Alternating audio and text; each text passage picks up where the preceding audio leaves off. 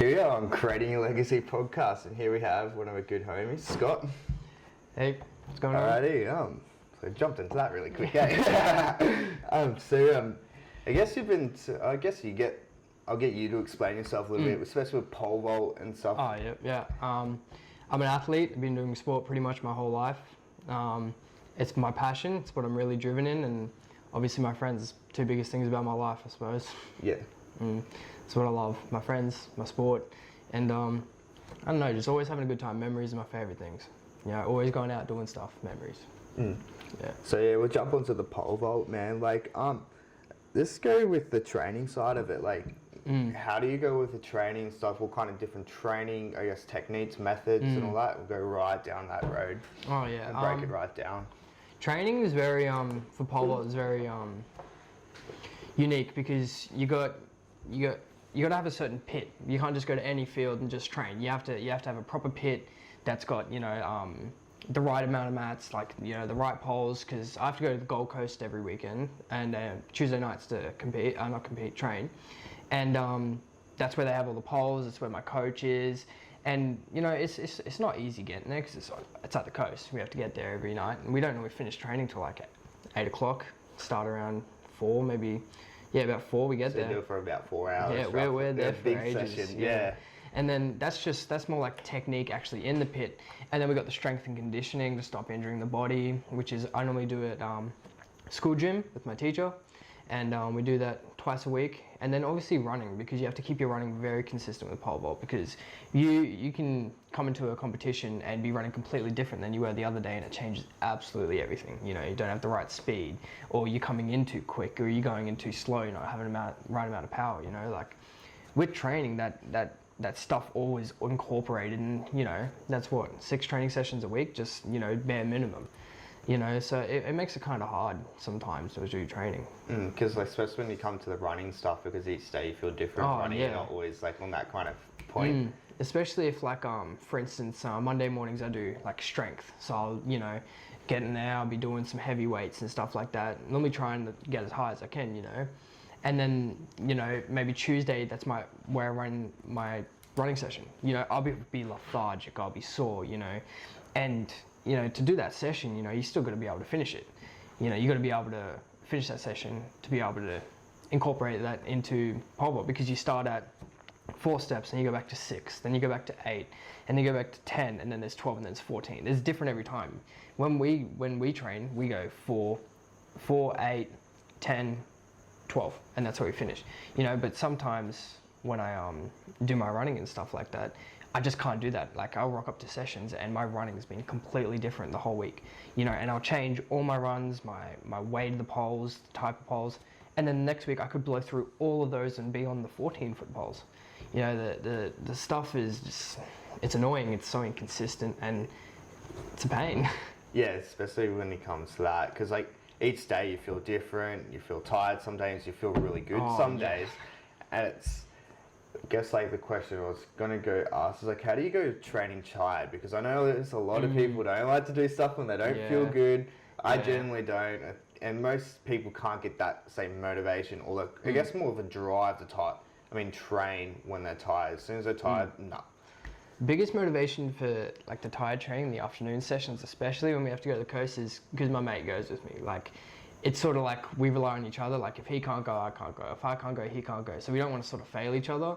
But the hardest sessions I find to get to are the morning sessions at school, because I have to be there at 7:30 in the morning, and Dad doesn't start until like 8 o'clock, and Mum leaves home at 6 o'clock in the morning.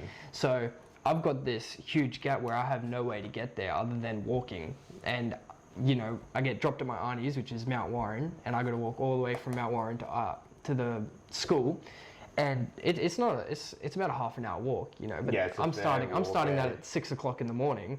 I'm getting to school around 6:30, 6:45, and I'm waiting there a whole hour before I even get in the gym. And like that's the hardest. When I wake up in the morning, I'm like, I could be asleep for another hour and I wouldn't feel this tired to go to training, and that's such a demotivator. But I have a teacher at school who gives me crap if I don't go, so... Yeah, it gives you that bit of an incentive too, because if you get up that early, it's so much more of a beneficial to you than getting that extra half an hour of sleep or Yeah. whatever.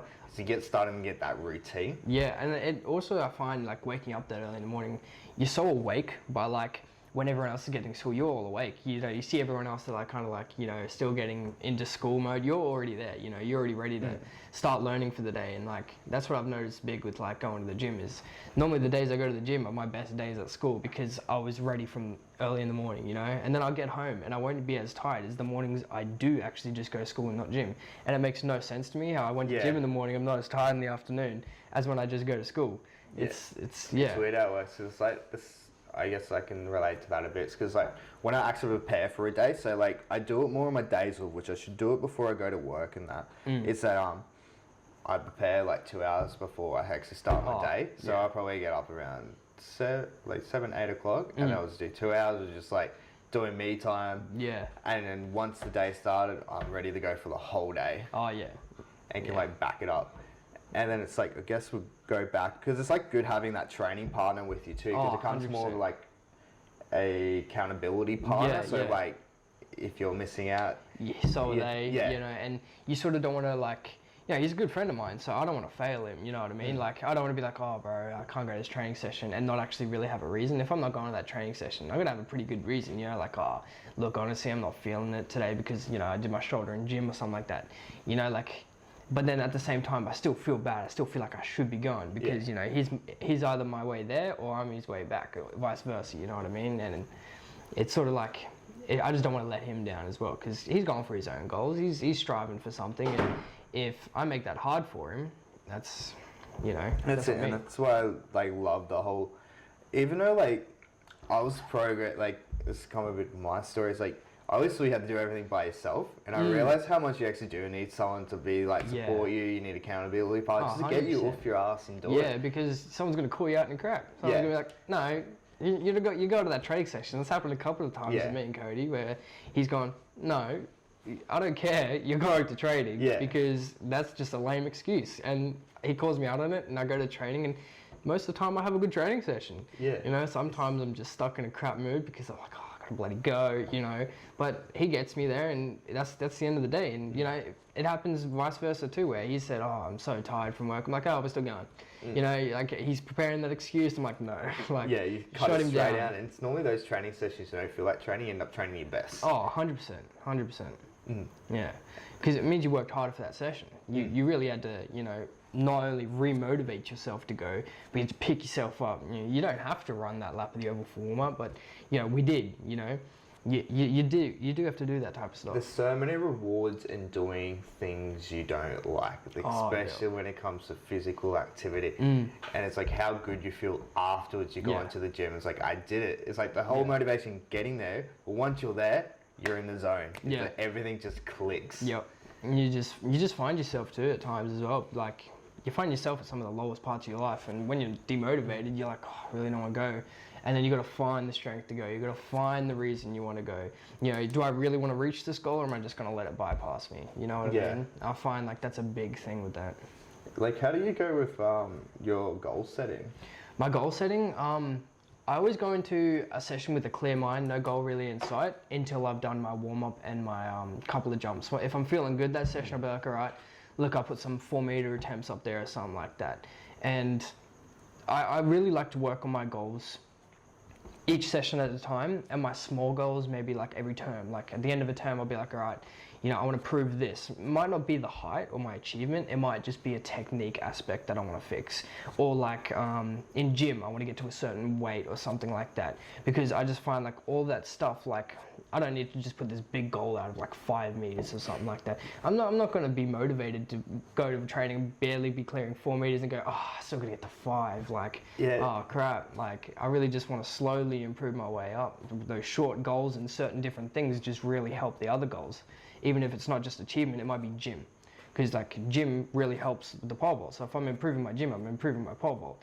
And it just simultaneously helps. It's just amazing. It's like building those little steps to that big goal, which I notice for most people, they'll go, right, this massive goal down, Yeah. be like something, I want to lose this month's weight. Yeah. But they haven't worked out the little goals to work out. Oh, yeah. To get to that goal eventually, but they haven't worked out, I need to lose 2 kilos first. Yeah. How am I going to get there? Or it's like something, I want to I guess, stop going out every weekend. It's like, okay, you'd eventually start changing your Yeah. friend groups a little bit, or like still hang out with them, but not as much. Take that step back, but they won't. Okay, all right, sweet. Same thing with those goals though. They'll say, oh yeah, I got this goal in mind, but they don't know how to get there. They don't know what they're going to do. They're like, oh yeah, I want to lose 5 kilos by this month. It's like, okay, so how are you going to get there? And most people are like, oh, I go to the gym. It's like, so what are you going to do at the gym? They're like, oh, I go on the treadmill. Like, is a treadmill the best way it's going to get you there? Or could you go do some weights that are over there and just burn some fat real quick? You know, like you might actually gain some muscle and tone up. And instead of having so much fat, you might be big. You know, like you really got to think about what you really want and how you're going to get there. Yes, it's just doing that research to back up that goal. Which way do you want to go around it? Because there's 1,000 different ways to reach one goal. Oh yeah. But it's got to find which one fits your foot. Yeah, because anyone can tell you how to get there. But if you don't enjoy the way you're going to get there, you're never going to make it. Yeah. You know, any PT can be like, all right, go do this, this, and this. And you might be like, oh, I've never squatted before, so I'm not going to do it. It's like, oh, well, that didn't suit you, did it? But that PT doesn't know that, only you know that. Yeah. And it's like finding that why behind that goal. Oh, why do you want to drop 5 kilos? Cool. You want to drop 5 kilos. But why? Do you want to feel better? Do you want to be healthier? Or it's like you got to find that kind of why. And sometimes that why isn't always just looking better. You need a deeper intrinsic value to find that why. Oh, 100%. Like feeling better. Like a big one is you want to look better for other people. You want to look more, you know, like say you're fat, you know, you want to bulk up, you want to have some muscle, you want to look big, you know. That's a big motivator. At the same time, you got to have something for yourself. You got to be like, okay, well, I'm eating healthier. I'm lasting longer in days where I can actually feel like I'm awake more of the day. Instead of just eating all that junk food, being fat, lounging around and all that, you actually feel better when you make a better lifestyle. That's why I got that, like, I got a rule. It's like you be 51% selfish and 49% selfless. Yeah. Because you are the most, you're the most important person in your world. You got to give to yourself first. It can be 50-50, but that number can adjust sometimes. But if you don't pay yourself first, you can't pay someone else. Or if you don't pay yourself first, when you give to someone else, you expect it back because you haven't paid yourself yet. And if you don't get it back, you're like, oh crap, like, all right, down here, you know, like I always find that like you can never be happy like helping someone else unless you're happy yourself. You know what I mean? If you're not spending the time and day to give yourself things at the end of the day, you're just there just giving people stuff you don't have. You know, and you're just draining yourself mentally every single day, and it's you can't keep doing it. And it's like, especially when you give advice, you have to, a lot of it you have to do yourself. Oh, 100%, yeah. Otherwise it's like, it doesn't, like when you give people out advice and that, you have to do it yourself because then you've got the evidence it does work instead of just rambling on stuff and that person's going to look at you. You don't do that. Like, how is that kind of like... It's like, why are you giving them advice if you even like, you know, done it yourself, gone through this yourself?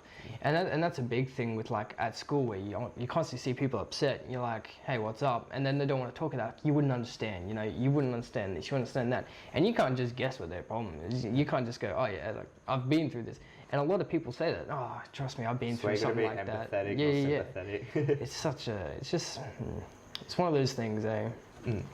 It's like, how to explain it? It's like, people, like, they want all the sympathy, but they don't want the empathy, because it's like, oh, you don't understand what I'm going through, and it's like, they can't, like, even though when they say that, it's the majority of the time, they can't be bothered to help themselves, or like they don't want to look for that help. They just rather sit there and be, you know, just be sad and get the sympathy from everyone else. Instead of like working towards, hey, how can we break this out? How can we fix this? And sometimes you can even give them everything they need to be able to resolve an issue, and they're still just going to be like that. They're going to be like, look, why should I change? When, as I was talking about before, you know, you got this person that's talking to you and they're giving you all these problems, you know, you got all this stuff going to you. And then you go and complain to 10 other people, and you're getting all this sympathy, and you're just there, and all you're dealing with is this one person, and you're getting all this attention from the other 10, you know, like, and they get stuck like that, and they're like, oh, I want to continue with that, you know? It's because people love playing victim for some reason, because it's like, short term, it's easy. 100%. But long term, it's devastating. Like, you're just going to continue in a sad cycle, just playing victim all the time. Ah, it's your fault. And it's like, oh, that happened 3 years ago. Like, you're still complaining about it? You still say it's my fault? You haven't taken a step back to realize that you also had a part to play in this type of stuff? It takes two to tango and everything. It's like, I didn't say you had to keep talking to me. Like, you could have gone off and done your own thing, but you kept coming back even though I was bad. You know what I mean? I've realized what I've done wrong. I've admitted it. I've fixed up my things. If you haven't fixed up yours, I'm not going to be there for you. Like, you know, I'm not going to be the one you blame for that. And you notice too, like with those kinds of people, they kind of end up being in the same situation over and over again, but with different people. And they always say, it's like, why do I keep finding a bad person, bad girl, bad guy? And it's like, if you take that step back, it's normally that you, especially if you're finding the same people, it's normally you're the problem. Because like the way that gets insecurities or like, I guess, you create problems, a lot of problems are happening internally and you reflect it onto other people. Oh, 100%. Like, I see it happen, I'm at school, I see it happen almost every day. Yeah. You know what I mean? Where they know that, you know, talking to this person is probably not the best for them. And they're going to continue doing it because then they go to school the next day, like, oh, guess what happened? And it's a topic for the whole day. And everyone wants to know about it. And it's gossip. And you're getting all this attention. It's just, it's a pain to see. It's weird too because like you're still like in school and that, but like these things don't change once you get into the adult world. Yeah. Like you'll notice this when you like sucking into the workforce and that how much high school and the workplace is this almost borderline the same, like the gossiping's the same, like the little niggling, biggling things.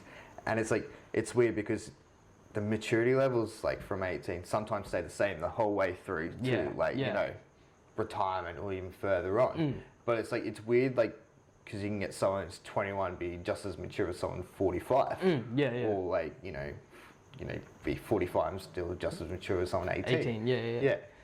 It's crazy how like that perspective. It just, well, I mean, like, obviously I can't really say anything about it until I've gone to the workforce, seen something in the workforce, but give like, you a little bit of an idea. Yeah, that's like, I suppose it's just what everyone craves attention to, I suppose. The easiest way they can get attention, they're obviously going to go for it. You know? Because everyone's, I guess it's like very much for themselves, but like, I guess you do, like as I said before, you have to be selfish before you can be selfless, but everyone's, I guess, either 100% selfish or 100% selfless. Yeah. Or like the higher end of the perspective of that.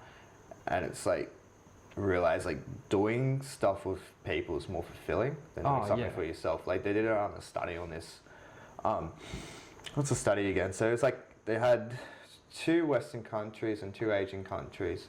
And then they gave them $10 each and they told them go do something that made you happy. So in the Western culture, people went and bought themselves like Starbucks or a nice little gift for themselves.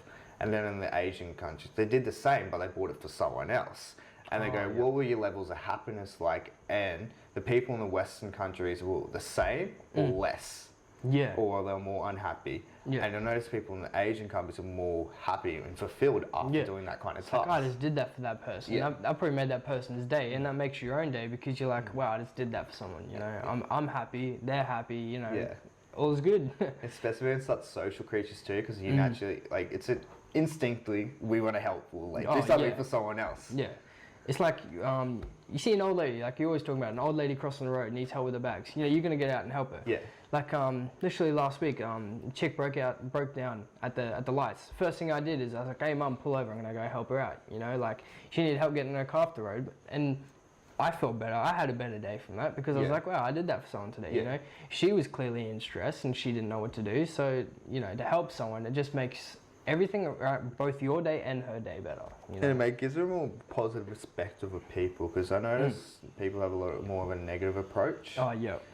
Which it kind of needs to change because it's like once you take your eye off, especially like the media and TV, a lot more people doing crazy big things. Like I talk to people, I wouldn't say on the daily, but on a weekly basis that are doing crazy things to benefit not just themselves but the world. Others, there's countless times I've talked to my English teacher, especially. She's amazing, and you know she'll tell me things that are happening in the world that I had no idea were going on, and I'm like, why do I not know about this? You know, I watch the news, I watch all this. You know, why do I not know about this stuff? And I'm on Facebook, I'm on Instagram, on Snapchat. I watch the news, and I don't know about it. It's like, why do I not know about this? You know, there's people helping other people in so many drastic ways. It's painful not to see it on the news. It's only bad, negative things that are really put on the news. It's just like the way, because like way our brains are programmed, it's like you're always looking out for the negative, and it causes the most attention. And it gets the most clicks. Because everyone's like, oh, someone had to deal with this. Or someone had to do this. Or, you know. And when you talk to general people, it's like, it's not like that. No. But But like, I guess to jump off a bit of that topic, like, what would you say your biggest accomplishment is so far? My biggest accomplishment, my grades. Grades, yeah. Grades.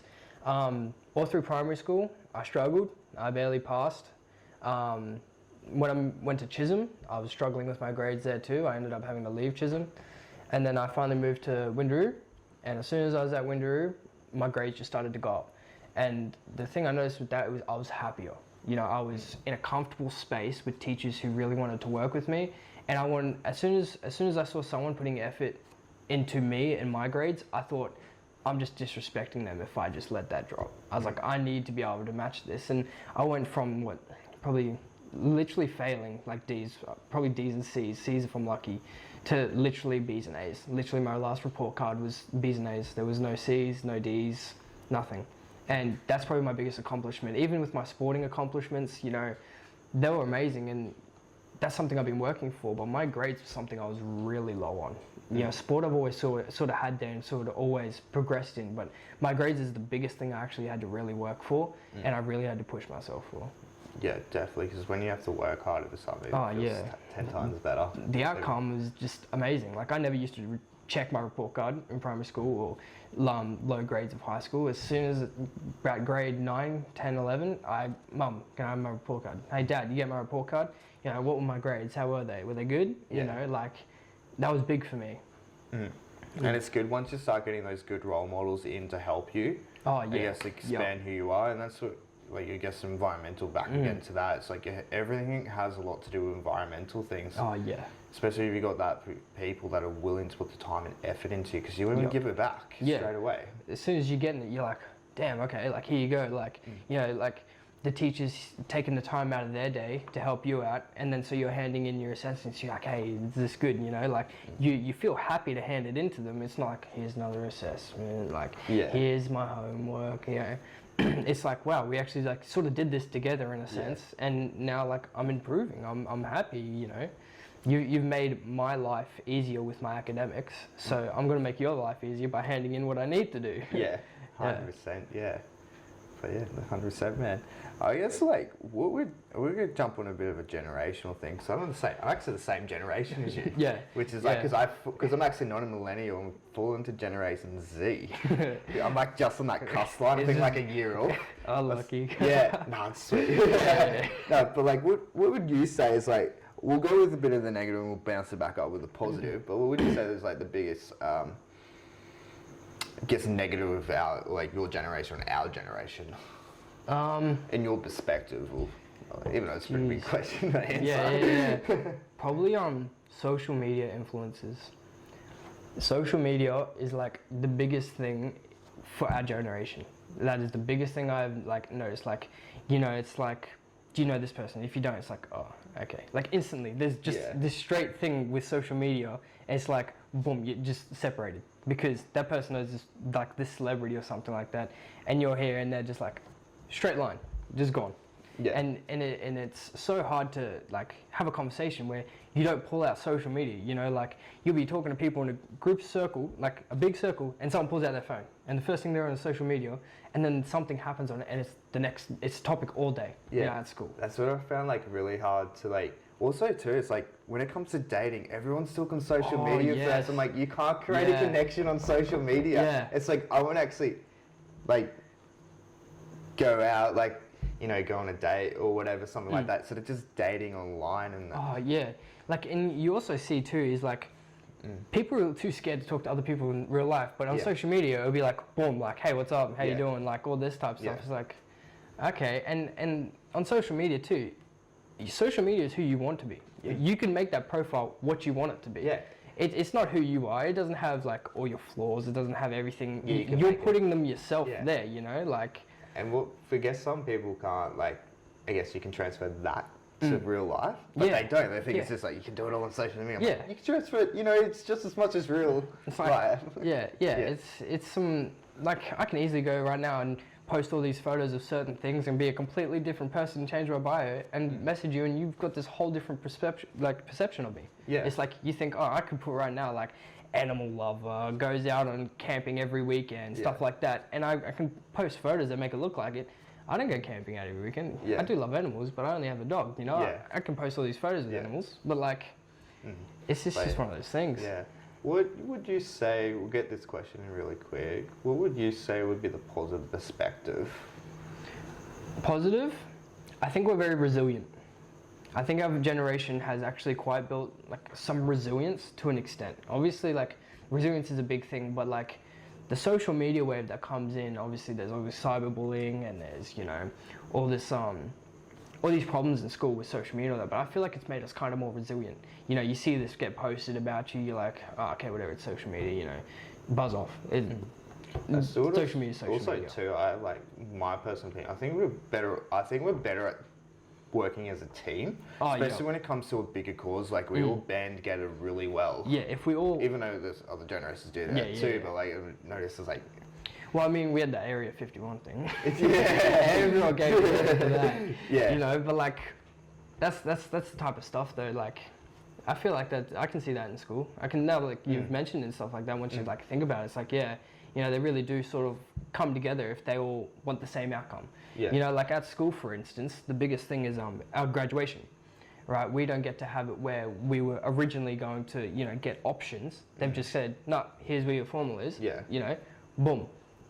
Our whole school's all against it. You know, Yeah. we're already organising as a full cohort to go to a different private function Yeah. instead of the school formal. Yeah. And you know, you don't hear about many schools doing it. You don't hear about many things like that happening. No. But like that's what we've already like started doing it. And now that you mentioned it, it's sort of like it's clicked. Yeah. Yeah, it's us when to start looking at the bigger picture.